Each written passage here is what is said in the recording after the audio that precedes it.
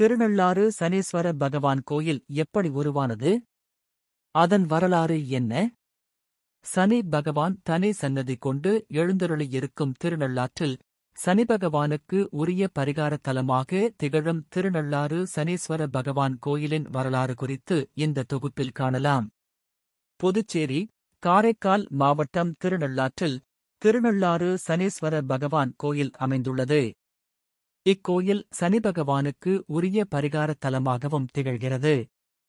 அந்த வகையில் இக்கோயிலின் வரலாறு குறித்து காரைக்கால் தர்பாரண்யேஸ்வரர் கோயில் குருக்களான சிவாச்சாரியார் கூறுகையில், திருநள்ளாறு சனீஸ்வர பகவான் கோயில் நவக்கிரக கோயில்களில் ஒன்றாகும். மேலும் தர்ப்பை அடர்ந்து வளர்ந்திருந்த காரணத்தால் இந்த பகுதி தர்பாரண்யம் என்று முதலில் வழங்கப்பட்டது.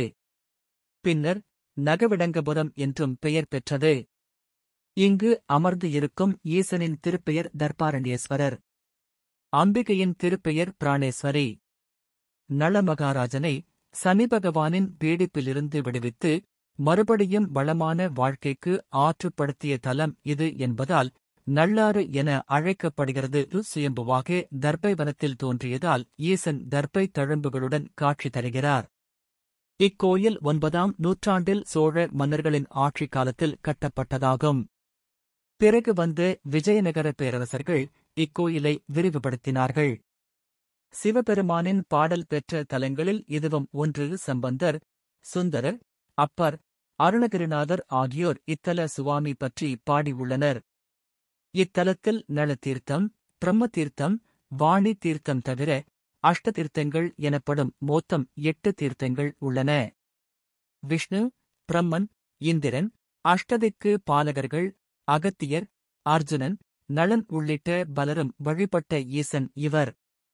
சப்தவிடங்க தலங்களில் திருநள்ளாறும் ஒன்று. தேவர்களை மறுத்து நிடத நாட்டு மன்னன் நளன் சக்கரவர்த்தியை கரம் பிடித்தாள் சேதி நாட்டு இளவரசி தமயந்தை. இதனால் கோபமான தேவர்கள் சனி பகவானின் வழியாக நளனை கடுமையாக சோதித்தனர். எல்லா செல்வத்தையும் இழந்து இறுதியில் தமயந்தியையும் பிரிந்து சேவகனாக மாறினான் நளன் சக்கரவர்த்தி. பின்னர் சகல தோஷங்களும் நீங்க வேண்டி தான் இழந்த ராஜ்யம், பதவி மற்றும் குடும்பம் இவைகள் மீண்டும் கிடைக்க வேண்டி கலியுகத்தில் இறுதியாக இருந்த திருநள்ளாற்றில் உள்ள தர்பாரண்யேஸ்வரை வணங்கி சனீஸ்வரனையும் சரணடைந்தார். இந்த க்ஷேத்திரத்தில் வழிபாடு செய்து அதன் மூலம் தான் இழந்த ராஜ்யம், பதவி மற்றும் குடும்பம், மன சந்தோஷம் இவை அனைத்தும் தர்பாரண்யேஸ்வரர் அருளால் கிடைக்கப் பெற்றார். எனவே இக்கோயிலின் மூலமூர்த்தியாக விளங்கக்கூடிய தர்பாரண்யேஸ்வரருக்கு நளேஸ்வரர் என்ற பெயர் வழங்கலாயிற்று. அதேபோன்று அவருடைய பெயரில் நளத்தீர்த்தம் என்ற தீர்த்தம் இந்த க்ஷேத்திரத்தில் உள்ளது. இதில் பக்தர்கள் நீராடி வழிபடுவதற்கு ஏற்றவாறு அமையப்பெற்று இருக்கிறது.